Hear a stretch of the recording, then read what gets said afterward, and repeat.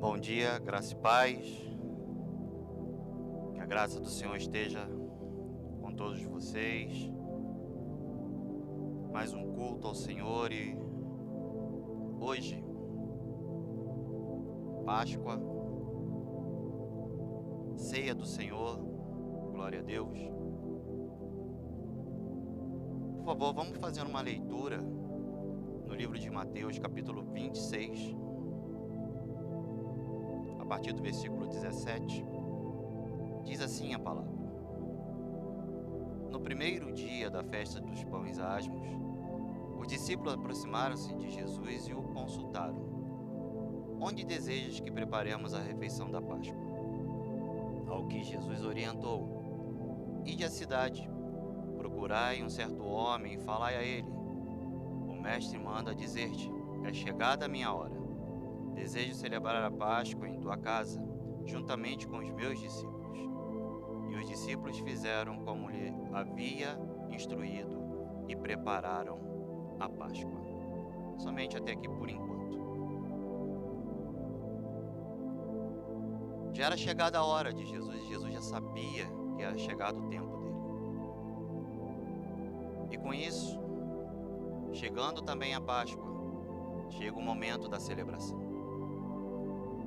No livro de Êxodo, capítulo 12, vai se contar a história da primeira Páscoa, a Páscoa da libertação, na qual Deus, ele prepara o povo para ser liberto do cativeiro do Egito. E para que isso acontecesse, Deus preparou o momento. E ele reúne o povo através de Moisés e direciona que o povo preparasse ali, separasse um cordeiro. E esse cordeiro tinha que ser de 1 ano. E ele tinha que ficar separado durante 14 dias. E o povo pudesse se reunir em suas casas. E naquela hora, naquele dia, eles imolassem aquele cordeiro, quer dizer, sacrificasse ele, bebesse um pouco do sangue e o restante do sangue ungisse os umbrais da porta. E aquele cordeiro, ele deveria ser assado totalmente. E aquela família tinha que comer aquele cordeiro todo, completo. Ele tinha que ser todo comido. Então, se tivesse aquela família, tivesse pouca gente, ele chamaria vizinhos mais próximos para poder compartilhar daquele momento. Feito isso, se sobrasse alguma coisa, eles teriam que queimar o restante. E a palavra vai dizendo ali que depois deles terem feito aquilo, que eles cingissem o cinto e preparassem para ir embora. Deus sabia e tinha certeza que isso ia acontecer. Mas à noite, o espírito de morte ia passar ali, o Senhor ia passar ali, e a porta que não tivesse ungida, o umbral que não tivesse ungido pelo sangue, o espírito de morte pegaria o primogênito. Passando isso, o espírito passou, houve as mortes, e o filho de Faraó, o primogênito, também é morto. E por isso foi dado a liberdade ao povo de Deus através dessa ação. Nós conhecemos essa história, sabemos o que aconteceu. E a palavra diz no final, diz que essa celebração desse dia era uma celebração perpétua, quer dizer, sempre iria se comemorar essa libertação desse povo. E Jesus chega nesse dia e faz também essa celebração. Próximo à Páscoa, tudo pronto, mas só que não tinha um cordeiro. Mas o que estava ali, que Jesus tinha preparado, era pão tinha preparado o vinho, porque dali estava fazendo a celebração que antecede, que era o pão asmo. Jesus reúne com seus discípulos. E ele, nessa história, ele é o Cordeiro. Ele está sendo preparado para que houvesse libertação para todos nós hoje. Os umbrais da porta não foram marcados aqui, mas o que foi marcado foi o sangue dele no madeiro, naquela cruz. Cruz essa que nos deu liberdade, libertação. O Cordeiro, ele foi imolado. O sangue foi aspergido no madeiro, para que nós pudéssemos estarmos aqui libertos e curados. A celebração que nós fazemos da ceia, fazemos isso em memória do Senhor. Como a Páscoa é a liberdade, a libertação, a ceia, ela representa para nós uma unidade, uma união e uma comunhão. Jesus reuniu os seus 12 e numa comunhão ele conversa com os seus 12, ele direciona os seus 12, ele prepara eles. Passa-se o pão, divide-se o pão, divide-se o vinho, para que todos pudessem ser unidos entre si, e aquele que não buscou essa união e essa unidade se ausentou depois da ceia. Jesus preparou um caminho para nós. E esse caminho, ele foi marcado pela morte dele e pelo sangue aspergido no madeiro. Mas o que nós estamos fazendo e o que nós estamos vivenciando com esta liberdade e com esta comunhão? Paulo, ele alerta em Coríntios, capítulo 11, sobre a ceia. E naquele momento o povo não tinha unidade, não tinha união, e ele repreende aquele povo, para que todos pudessem ter unidade ali. Então, hoje nós estamos reunidos e cada um em suas casas. Cada um temente, com medo desse vírus que está assolando. Nós estamos em casa, não estamos reunidos em um só lugar, nós estamos em diversos lugares. Mas saiba de uma coisa, o Espírito Santo, ele está em cada casa, em cada lar representado aqui, em cada vida que aí se encontra. Mas a questão é, nós estamos tendo unidade? Nós estamos tendo união um para com os outros? Nós estamos nos preocupando, porque a diferença é que antes será que a gente tinha tanta preocupação assim para com o outro antes desse vírus? Será que a gente fazia as coisas não pensando no amanhã? Será que nós buscávamos unidade sem pensar no amanhã? Porque o que esse vírus veio trazer, eu não estou falando que ele vem da parte de Deus, não estou dizendo isso, mas a questão é, será que nós tínhamos unidade um para com os outros e preocupação um para com os outros antes disso? E será que durante isso a gente continua tendo essa preocupação um para com os outros e esse cuidado um para com os outros? Nós, o povo de Deus, nós temos que termos unidade um para com os outros. Nós temos que termos zelo, preocupação, responsabilidades e compromissos. Veja, Êxodo diz que eles ficaram reunidos em suas casas. E aquele que tivesse pouca gente na família, eles trariam para outra casa para ficarem em unidade. a preocupação para que o espírito de morte não passasse e não levasse um primogênito daquela casa.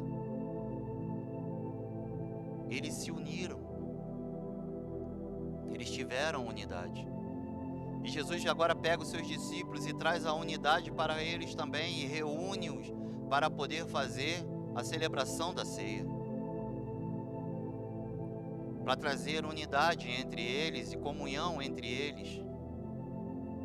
E aquele que iria trair não quis essa unidade, não quis essa união.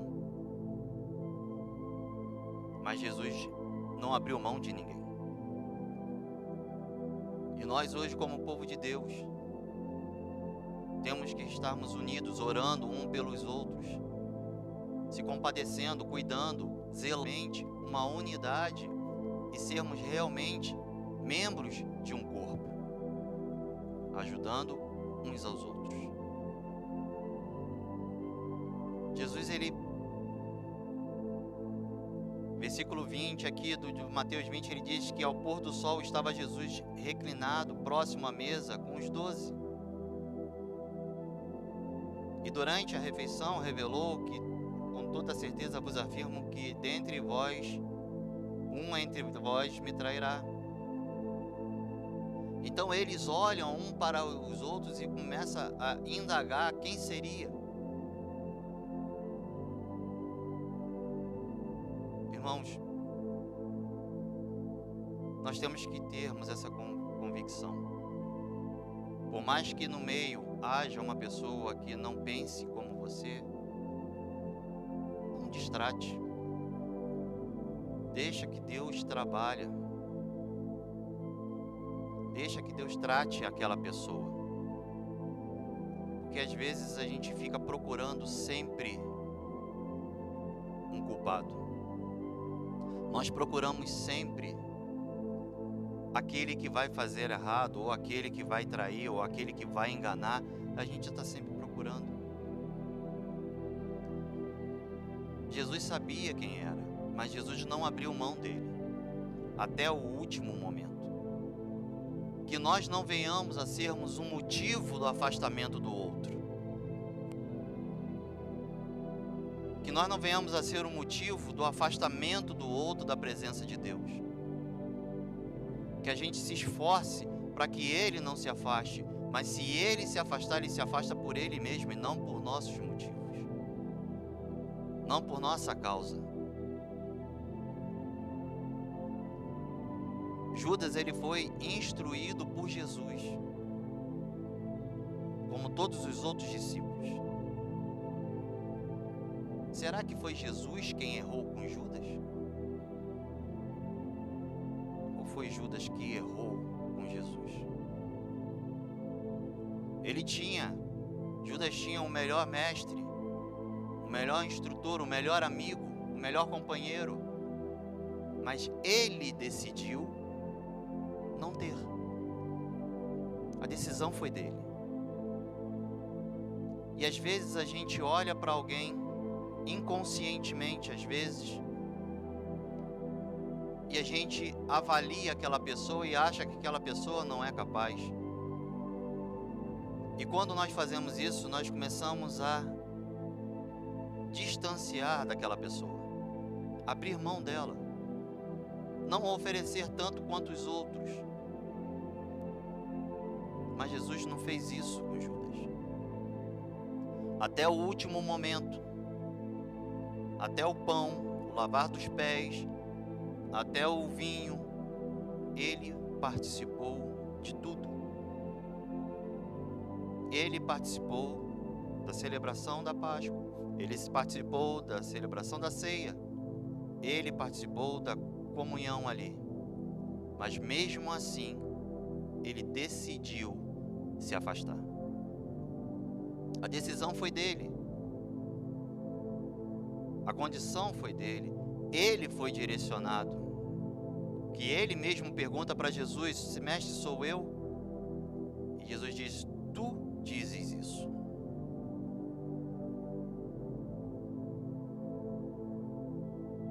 Às vezes a gente fica esperando Jesus agir da nossa forma, esperando Jesus agir da nossa maneira, esperando Jesus agir do nosso jeito. E quando Jesus não faz desta forma, nós decidimos nos afastar, porque Ele não fez da minha maneira, da minha forma e do meu jeito.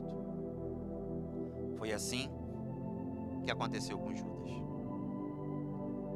Jesus não agiu como Judas queria que ele agisse. Que ele se revelasse como Cristo, que ele se mostrasse como Salvador, da forma que ele imaginava e ele pensava. E às vezes a gente trabalha buscando em Deus que Jesus ele trabalhe da nossa maneira, da nossa forma, do nosso jeito. Que Jesus se vingue do outro. A gente fica esperando Jesus se vingar, Jesus agir contra uma outra pessoa, punindo uma outra pessoa. E Ele não age desse jeito. Ele age do jeito e da forma que Ele acha que tem que ser, que convém a Ele. E quando Jesus ele não age como a gente quer, a gente pensa em se afastar, em abrir mão, e não participar da ceia e nem participar de uma celebração, porque Ele não agiu como eu queria. Irmãos, Deus ele não precisa fazer algo para mostrar que Ele é Deus. Jesus não precisa fazer algo para mostrar que Ele é Jesus, pois eles são quem eles são. Independente se vai fazer ou não vai fazer, Ele não precisa demonstrar isso. E às vezes a gente quer fazer isso. Nós queremos provar que somos cristãos, tendo atitudes e formas.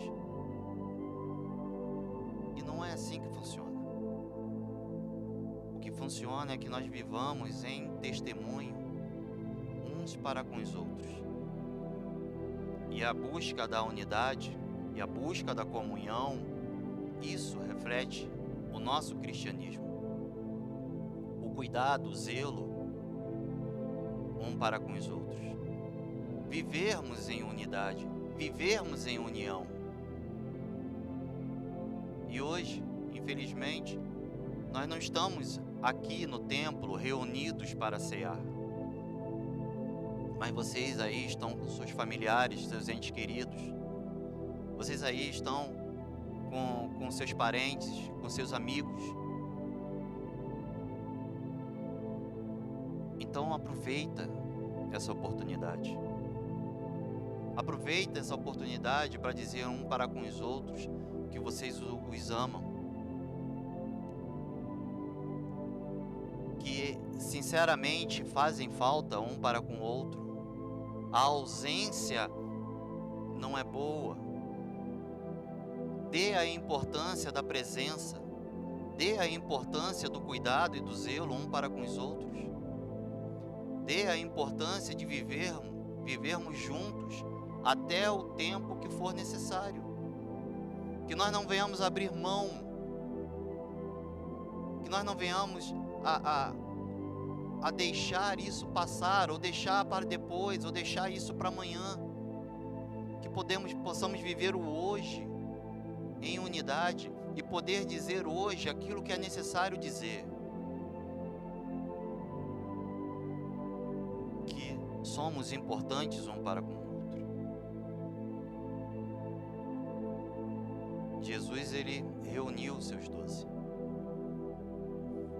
Ele aproveitou o tempo porque ele precisava ter esse tempo com eles para que tudo pudesse acontecer.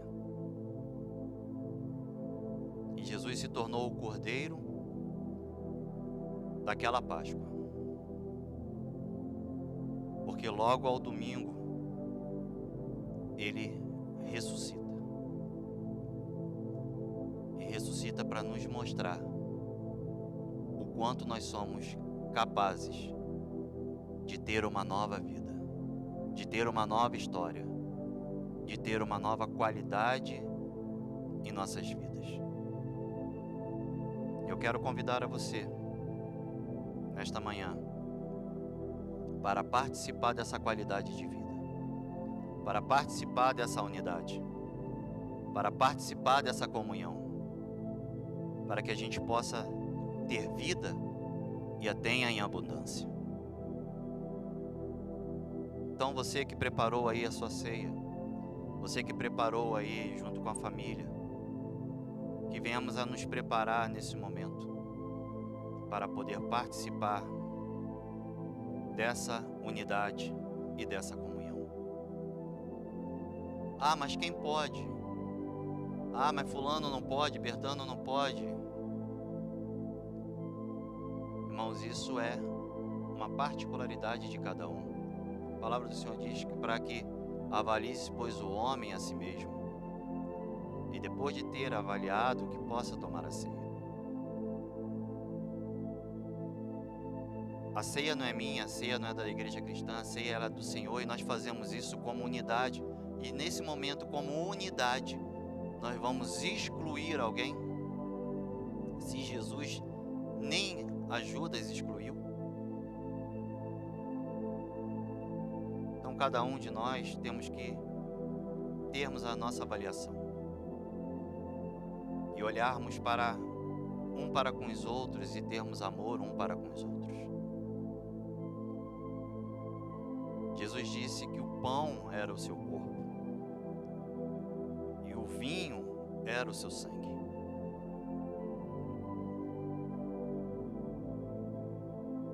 Então, não vamos fazer nesse momento acepção de pessoas, mas vamos trazer unidade e comunhão um para com os outros.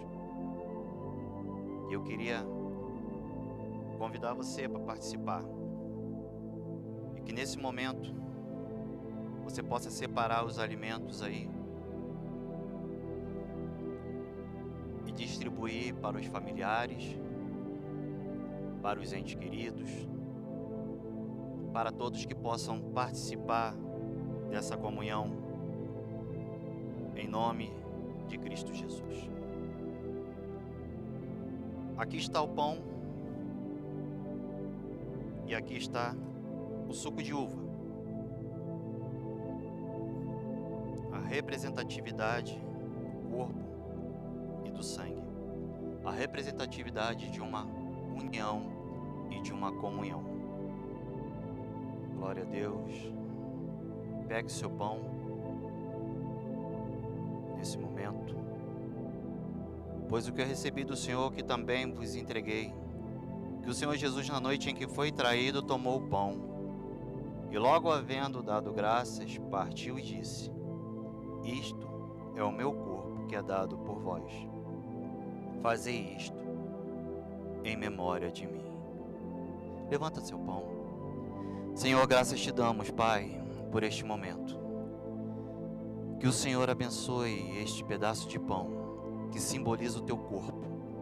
E ao comermos, Senhor, que ele possa nos nutrir e nos alimentar, Pai, para continuarmos a jornada e a caminhada perseverantes em Ti, buscando sempre a Tua face, Senhor, e nos desviando dos maus caminhos. Dai-nos a Tua graça e a Tua força, Senhor, para que possamos suportar e superar as adversidades. Obrigado, Pai, por esta oportunidade. Em nome de Cristo Jesus. Amém. Comei dele todos, diz o Senhor, podem comer.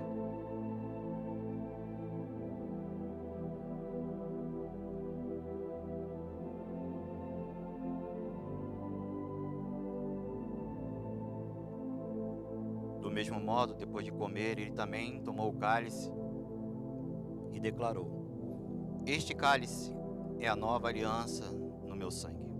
Fazei isto todas as vezes que beberdes em memória de mim. Portanto, todas as vezes que comerdes deste pão e beberdes do cálice, proclamais a morte do Senhor até que ele venha.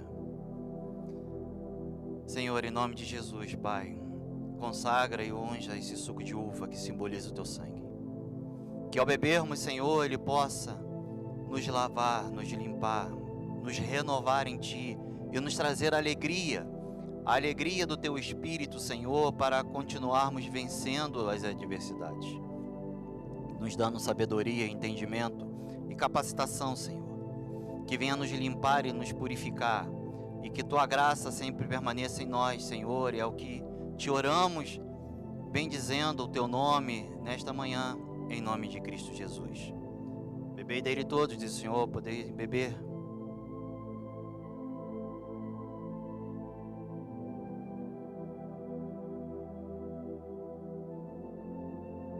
Louvado seja o seu nome, Senhor. E somos gratos a Ti. Obrigado por esse privilégio de participarmos dessa unidade, desta comunhão. Obrigado, Senhor, pela Tua liberdade em nós, Senhor. Por nos dar a liberdade e vivermos em liberdade, Pai. Obrigado pelo Teu sacrifício. Obrigado, Senhor, porque o Senhor nos abriu a porta para vivermos o melhor de nossas vidas. Somos gratos a Ti e nós Te louvamos em nome de Jesus. Amém. E glória a Deus.